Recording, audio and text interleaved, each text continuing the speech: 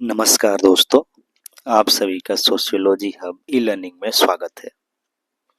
आज हम open marriage culture के बारे में जानेंगे। सबसे पहले डेफिनेशन पर चर्चा करेंगे, उसके बाद कल्चरल पर्सपेक्टिव क्या है सोसाइटी का ओपन मैरिज को लेकर, उस पर चर्चा करेंगे।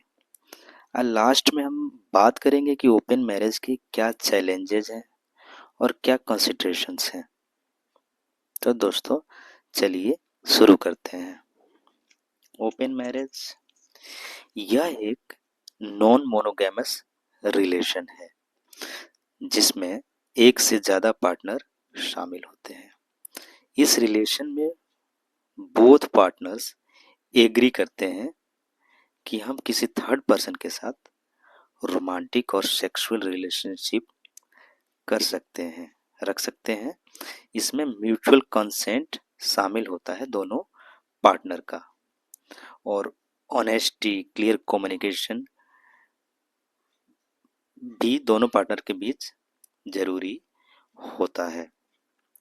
अब हम जानेंगे कि कल्चरल पर्सपेक्टिव क्या है ओपन मैरिज को लेकर। तो सबसे पहले हम वेस्टर्न सोसाइटीज की बात करेंगे। यूएस, यूरोप जैसे वेस्टर्न कंट्रीज में लोग इसे पर्सनल फ्रीडम और रिलेशनशिप ग्रोथ के नजरिए से देखते हैं।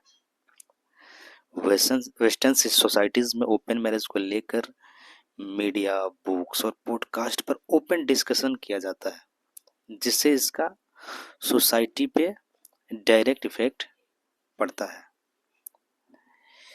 वेस्टर्न सोसाइटीज में जो पॉलीएमरस कम्युनिटीज है, जिसमें कि एक व्यक्ति एक से ज्यादा वाइफ को रखता है, ठीक है, ऐसे कम्युनिटीज को पॉलीएमरस कम्युनिटीज कहते हैं, को सपोर्ट किया जाता है। वेस्टर्न सोसाइटीज में इसको ज्यादा सपोर्ट किया जाता है।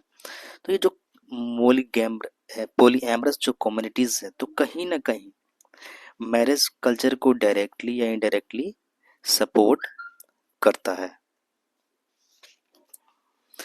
नेक्स्ट हम ईस्टर्न एंड ट्रेडिशनल सोसाइटीज जैसे एशिया, मिडिल ईस्ट और अफ्रीका जैसे सोसाइटीज की पर्सपेक्टिव के बारे में जानेंगे। यहाँ पर लोग मैरिज को ज्यादा प्रीफर ओपन जो मैरिज है उसको ज्यादा प्रीफर नहीं करते हैं, क्योंकि यहाँ पे जो रिलीजियस और कल्चरल वैल्यूज हैं उसकी वजह से जो लोग हैं यहाँ के या सोसाइटीज के जो लोग हैं मोनोगैमी को प्रीफर करते हैं। मोनोगैमी में क्या होता है कि एक ही पार्टनर होता है आपका, ठीक है, इसमें मल्टी पार्टनर को प्रीफर नहीं किया जाता है। बट कुछ सोसाइटीज ऐसी भी हैं जहाँ पे पोलीगैमी को क्या किया जाता है, टॉलरेट किया जाता है, ठीक है, पूरी तरह से एक्सेप्टेड नहीं है बट टॉलरेबल है। जैसे कि आपने देखा होगा इस्लाम में क्या होता है कि एक व्यक्ति मोर देन वन वाइफ रख सकता है, बहुत सारी पत्नियों रखते हैं, ठीक है, बट फिर भी ओपन मैरिज को एक्सेप्ट नहीं किया जाता है। यहाँ के सोसाइटीज में फैमिली और कानूनी तरीके से भी ओपन मैरिज को रिजेक्ट किया जाता है, यानी कि बाइकआउट किया जाता है। लास्ट में हम बात करेंगे इंडिजिनस और हिस्टोरिकल पर्सपेक्टिव के बारे में। हम देखेंगे कि कैसे कॉलोनियल पीरियड से पहले हमारे कल्चर में ओपन मैरिज के जो ट्रेसेस हैं वो देखने को मिलते हैं। अगर हम इतिहास में जाएंगे तो पाएंगे कि राजा, जो पहले के राजा और महाराजा थे, वो कहीं ना कहीं ओपन मैरिज में बिलीव रखते थे, क्योंकि हम सुनते आए हैं और पढ़ते भी हैं कि एक राजा के पास बहुत सारी रानियां होती थी, ठीक है, बहुत सारी रानियां होती थी, जिसमें जो ये कॉन्सेंट होता था ये वन साइडेड होता था। इसमें सिर्फ राजा ही बहुत सारी रानियां रखती थी, ऐसा नहीं हम देखते थे कि एक रानी बहुत सारे राजा को रखती थी। तो ये जो कॉन्सेंट था वो क्या है, वन डायरेक्शनल था, वन साइडेड था।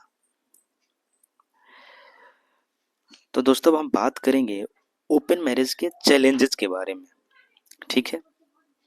इसमें सबसे पहला जो चैलेंज है वो है जेलसी एंड इनसिक्योरिटी का। इसमें दोनों पार्टनर के पास इतना पोटेंशियल होना चाहिए कि यदि पार्टनर किसी दूसरे व्यक्ति के साथ कनेक्ट हो तो जेलसी और इनसिक्योरिटी जैसी भावना मन में नहीं आनी चाहिए। यदि आपका पार्टनर यदि किसी थर्ड पर्सन के साथ ज़्यादा प्लेजर फील करता है तो दूसरे पार्टनर को इमोशनल पेन नहीं होना चाहिए।